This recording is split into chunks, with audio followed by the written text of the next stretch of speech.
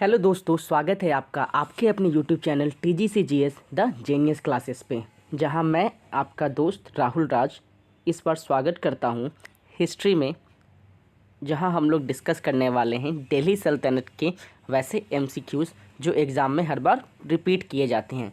ठीक है दोस्तों, तो अपने सेशन को स्टार्ट करते हुए आज का पहला सवाल लगाते हैं। आज का पहला सवाल ये रहा, गजनी का वह प्रथम शासक कौन था जो खलीफाओं से सुल्तान की उपाधि धारण कर सुल्तान कहने वाला प्रथम शासक बना?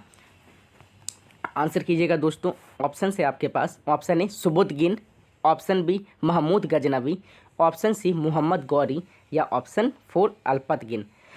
जी हाँ दोस्तों, इस सवाल में आपसे पूछा जा रहा है किसने सबसे पहले सुल्तान की उपाधि धारण की। ठीक है दोस्तों, तो इस सवाल का सही आंसर है हमारा ऑप्शन बी यानी महमूद गजनवी। बढ़ते हैं अपने अगले सवाल की ओर। अगला सवाल, महमूद गजनवी के सभी आक्रमणों जो 1000 ईस्वी से 1226 के बीच में की गई उनमें से सर्वाधिक महत्वपूर्ण आक्रमण कौन सा था? ऑप्शन से मुल्तान भटिंडा पर आक्रमण, ऑप्शन बी नारायणपुर पर आक्रमण, ऑप्शन सी सोमनाथ पर आक्रमण या ऑप्शन डी कलिंजर पर आक्रमण। तो इस प्रश्न का जो सही आंसर है दोस्तों वो है हमारा ऑप्शन सी सोमनाथ मंदिर पर आक्रमण। ओके दोस्तों, बढ़ते हैं अपने अगले सवाल की ओर। अगला सवाल, महमूद गजनवी के भारत पर आक्रमण का उद्देश्य क्या था?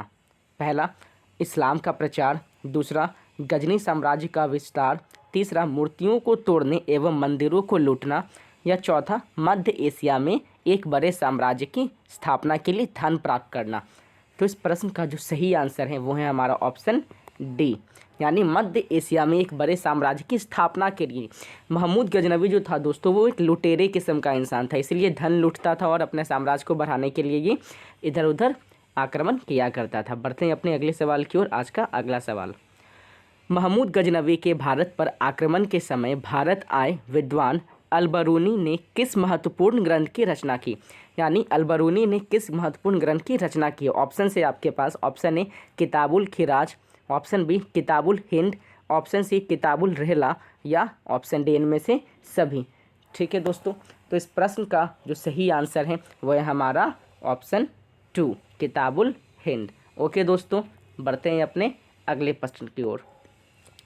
तो अगला सवाल, दिल्ली सल्तनत की दरबारी भाषा क्या थी? यानी कौन सी भाषा का ये लोग प्रयोग किया करते थे अपने दरबारियों में?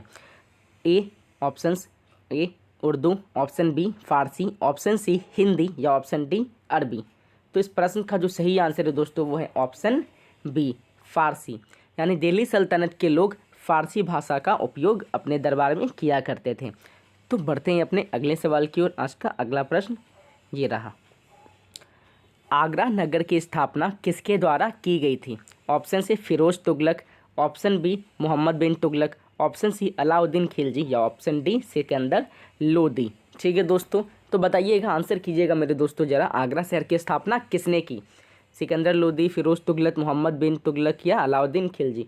तो इस प्रश्न का जो सही आंसर है वो है ऑप्शन डी सिकंदर लोदी। ठीक है दोस्तों, अच्छा कब बनाया था, इस शहर की स्थापना कब की गई थी? तो 1504 में यानी 1540 में। ठीक है, जो कि मुगलों की बहुत ही चहेती जगह थी। ओके दोस्तों, बढ़ते हैं अपने अगले सवाल की ओर। आज का अगला प्रश्न, निम्नलिखित में से वह दिल्ली का सुल्तान कौन था जिसकी मृत्यु चौगान पोलो खेलते वक्त हुई थी? यानी हॉर्स पोलो खेलते खेलते ये जो थी इनकी मृत्यु हो गई थी। ऑप्शन है आपके पास Qutubuddin Aibak, option B Alauddin Khilji, option C Firoz Shah या ऑप्शन डी गयासुद्दीन तुगलक। तो जवाब दीजिएगा दोस्तों। तो इस प्रश्न का जो सही आंसर है वो है हमारा ऑप्शन ए कुतुबुद्दीन ऐबक। जी हाँ दोस्तों, यही सबसे पहला सुल्तान था जिसने यहाँ पे गुलाम वंश की स्थापना भी की थी। तो इससे आप ये भी लिंक करके याद रखिएगा कि गुलाम वंश की स्थापना किसने की थी? तो कुतुबुद्दीन ऐबक ने। ओके मेरे दोस्तों, बढ़ते हैं अपने अगले प्रश्न की ओर। कुवत उल इस्लाम मस्जिद का निर्माण किसके द्वारा किया गया था? ऑप्शन हमारे पास है। Option A Qutubuddin Aibak, option B Alauddin Khilji, option C Iltutmish या ऑप्शन डी मोहम्मद आदिल शाह। तो जवाब दीजिएगा दोस्तों, किसने करवाया था मस्जिद का निर्माण सबसे पहले भारत में? तो इस प्रश्न का जो सही आंसर है वो है हमारा ऑप्शन ए कुतुबुद्दीन ऐबक ने। ओके मेरे दोस्तों। अच्छा, इसमें एक बात और मैं आपको बताना चाहूँगा, यह मस्जिद भारत में ही निर्मित पहली तुर्क मस्जिद है। ओके दोस्तों, यानी भारत में निर्मित ये पहली तुर्क मस्जिद है जो दिल्ली के कुतुब मीनार, जी हाँ, कुतुब मीनार के पास स्थित है। ओके दोस्तों, बढ़ते हैं अपने अगले प्रश्न की ओर।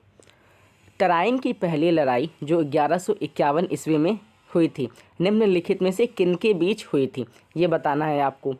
ऑप्शन है आपके पास, ऑप्शन ए अलाउद्दीन खिलजी और पृथ्वीराज चौहान, ऑप्शन बी मोहम्मद गौरी और पृथ्वीराज चौहान, ऑप्शन सी महमूद गजनवी और पृथ्वीराज चौहान, या ऑप्शन डी मोहम्मद शाह और पृथ्वीराज चौहान। तो जवाब दीजिएगा दोस्तों, किनके किसने बीच तराइन की प्रथम युद्ध हुई थी। तो इस प्रश्न का जो सही आंसर है वो है ऑप्शन बी, मोहम्मद गौरी और पृथ्वीराज चौहान के बीच। अच्छा, इस युद्ध में जीता कौन था? तराइन की पहली युद्ध में जीता कौन था? तो वो है पृथ्वीराज चौहान। ये इस युद्ध में विजयी हुए थे। लेकिन इसी के नेक्स्ट ईयर 1192 में तराइन की दूसरी युद्ध होती है जिसमें मोहम्मद गौरी जो हैं ये जीत जाता है और पृथ्वीराज चौहान इसमें हार जाते हैं। ओके दोस्तों, बढ़ते हैं अपने अगले प्रश्न की ओर। तो आज का आखिरी और अंतिम सवाल, निम्नलिखित में से किस खिलजी शासक ने दिल्ली के राज सिंहासन पर बैठने के लिए अपने ही ससुर की हत्या कर दी थी?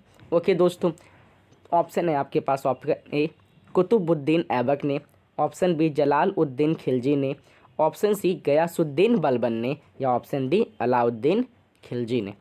तो इस प्रश्न का जो सही आंसर है वो है अलाउद्दीन खिलजी ने। इसने तख्त पे बैठने के लिए अपने ससुर जो कि इसका चाचा भी था उसकी हत्या कर दी थी। ठीक है दोस्तों, तो आज का सेशन यहीं ख़त्म होता है। मैं राहुल राज, जैसा कि आप लोग जानते हैं, हर बार 10 प्रश्न के साथ आता हूं जो कि हर बार एग्जाम में पूछे जाते हैं।